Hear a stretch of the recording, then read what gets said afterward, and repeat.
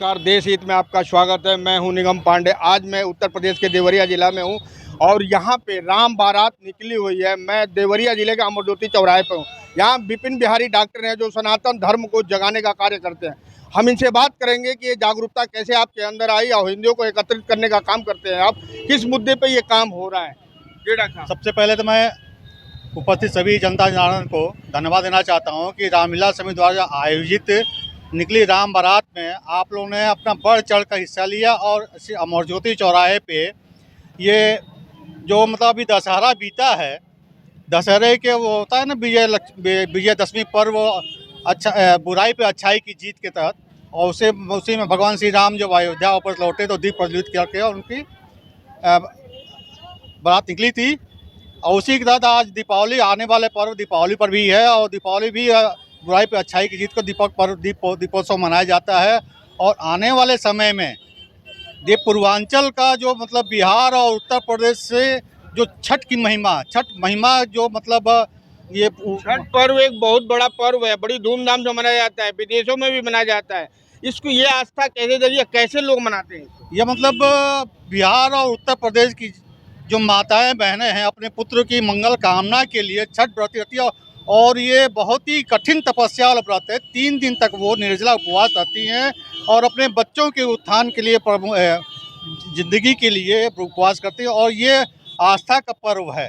इसमें ये मतलब उत्तर प्रदेश और बिहार से निकल कर ये पूरे पश्चिमी जिलों, दिल्ली, लखनऊ होते हुए विदेशों में भी इसकी काफ़ी ज़्यादा प्रचार प्रसार है। और माताएं जहाँ जहाँ मतलब अब हिंदुस्तान के लोग पहुँचे हुए हैं, इस छठ पर्व की महिमा को बहुत धूमधाम से मनाते हैं। और अभी दिल्ली में भी काफ़ी धूमधाम से ये उत्सव मनाया जा रहा है। पिछले कई वर्षों से देखा जा रहा है। हमारे ऐप के द्वारा देशवासियों को क्या संदेश देंगे? दीपावली है, छठ पर्व है। ये दीपावली और छठ में भी संदेश देना चाहेंगे कि हमारी जो जनता है वो अपनी ईमानदारी से काम करे और अपने धर्म को बढ़ाने के लिए तन मन धन से सहयोग करे, जिसके लिए कि मतलब ये धर्म का प्रचार हो और जो दुष्ट आत्माएं हैं वो उसको नाश करने का काम करें। हमारे साथ और लोग हैं, इनसे भी बात करेंगे। क्या नाम है सर आपका? भैया मेरा नाम SN चतुर्वेदी है और मैं देवरिया में ही हूँ। काफ़ी दिनों से साहब के साथ में रोटरी क्लब के हम लोग सदस्य हैं जी। ये सनातन धर्म को लेके क्या कहना चाहेंगे? नहीं देखिए, इधर बीच तो ऐसा है कि काफ़ी हद तक सनातन धर्म लोगों में, हिंदू में अपने जागरूकता आई है और काफ़ी लोगों का एकजुट होना है। और ज़रूरी भी था कि हम लोग अपने धर्म के प्रचार प्रसार के लिए काफ़ी बढ़ चढ़ के हिस्सा लें सभी प्रोग्राम में, कार्यक्रमों में।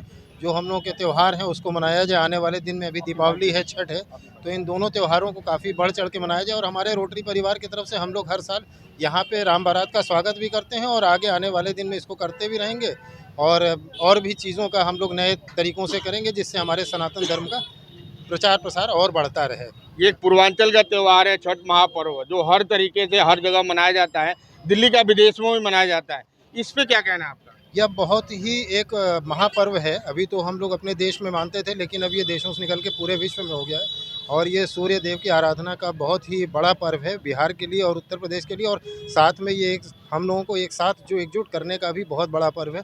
तो जो महिलाएं व्रत रहती हैं, काफ़ी 3-4 दिन के व्रत के बाद इसकी पूजा की जाती है। तो हम लोग तो इसके प्रयास में हैं कि और भी ये देवरिया में भी काफ़ी बढ़े और भी देश के प्रभाव में भी इसका प्रचार प्रसार होता रहे। हिंदुओं के प्रति क्या संदेश देना चाहेंगे?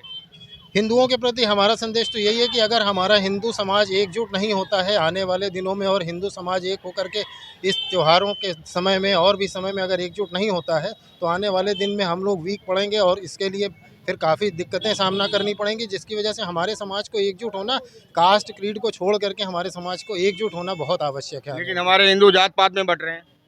मेरा मानना है कि जात धर्म से उठ करके हम लोगों को एक हिंदू समाज के बारे में सोचना चाहिए। जात धर्म तो सेकेंडरी चीज़ें हैं, लेकिन हिंदू समाज अगर हमारा आपका एकजुट होता है तो उससे हम सभी मजबूत होते हैं और हमारा देश भी मजबूत होता है। हमारे साथ और लोग हैं, उनसे भी बात करेंगे। क्या नाम है सर आपका? जी, मेरा नाम Priyesh Gupta, rotary club president.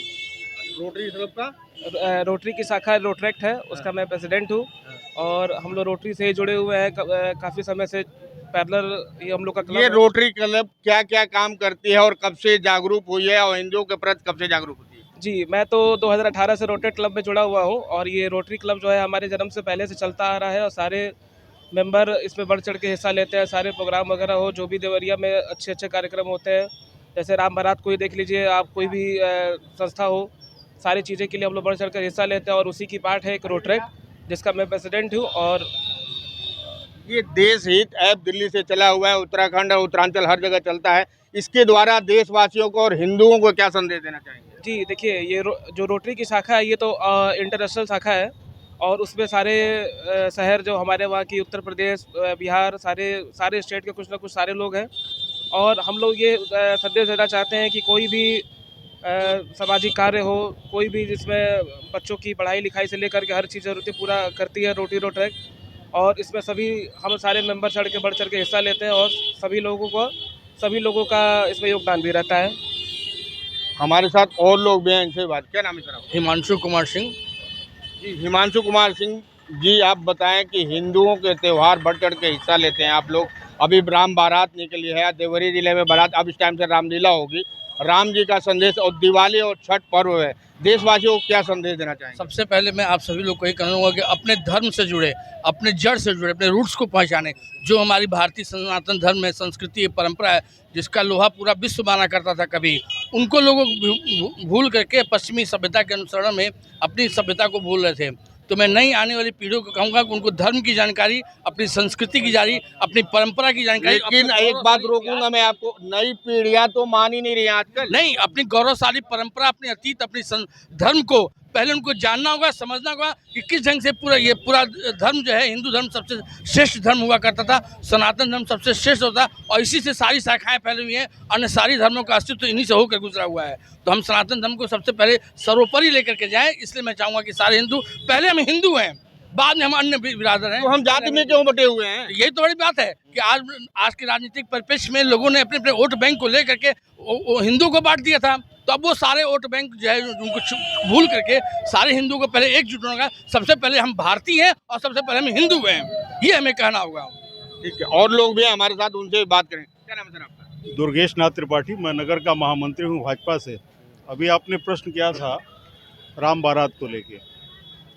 Deoria का इतिहास है, संभवतः हमारे जन्म से बहुत पहले से राम बारात निकलती है और इस बारात का स्वागत अभी हमारे मुस्लिम भाई यहाँ पे अमन गेट पे किए। तमाम बारातें निकलती हैं, अभी दुर्गा पूजा निकला, मुसलमानों ने स्वागत किया।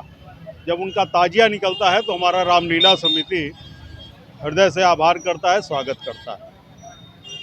अभी आपने पूछा था प्रश्न कि हम हिंदू हैं और हिंदुओं के बारे में, तो पहले तो ये जान लीजिए कि देवरिया का इतिहास है कि कभी भी हिंदू मुस्लिम राइट नहीं हुआ। केवल ये बारात का स्वागत और ताजिया का जो जुलूस निकलता है, इसके कारण हम एक मिसाल पूरी भारत में ये दे चुके हैं कि पूरे देवरिया में कभी भी हिंदू मुस्लिम राइट नहीं हुआ। दूसरा, आपने कहा कि हिंदुत्व की बात, कि लोग मान नहीं रहे हैं या पहचान नहीं रहे हैं। नई पीढ़ी तो बिल्कुल नहीं मान रही है। नहीं, मैं इस बात से सहमत नहीं हूँ। इसलिए सहमत नहीं हूँ कि मैं अगर अपने बच्चे को नहीं बताया कि मेरे पिताजी कौन थे, मेरे दादाजी कौन थे, तो मेरा बच्चा नहीं पहचानेगा।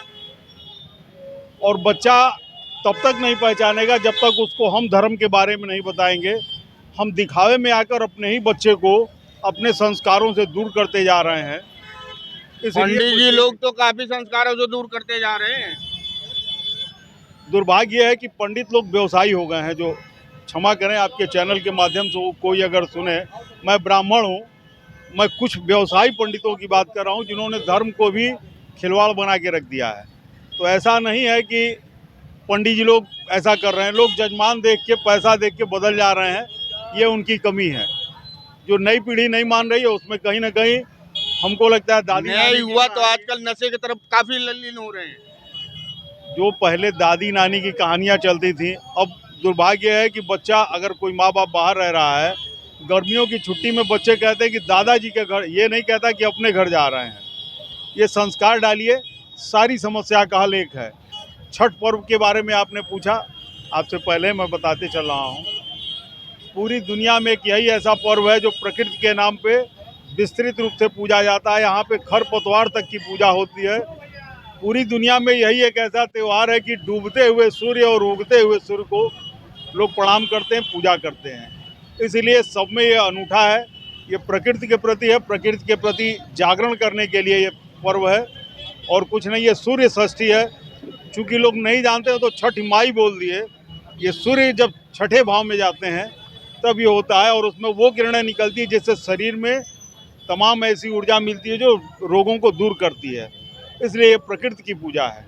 ये थे हमारे साथ देवरिया के पंडित जी। इन्होंने विस्तृत रूप से पंडित लोगों के बारे में भी बताया और कहा कि पंडित लोग कुछ ऐसे हैं जो व्यवसायी हो गए हैं और वही व्यवसायी के रूप में पंडित जी लोग काम करते हैं। तो हमारा ये संदेश है कि जो इन्होंने बताया उसको ग्रहण करें और सुने और देखें। आप देख रहे हैं देश ही न्यूज़, निगम पांडे, देवरिया।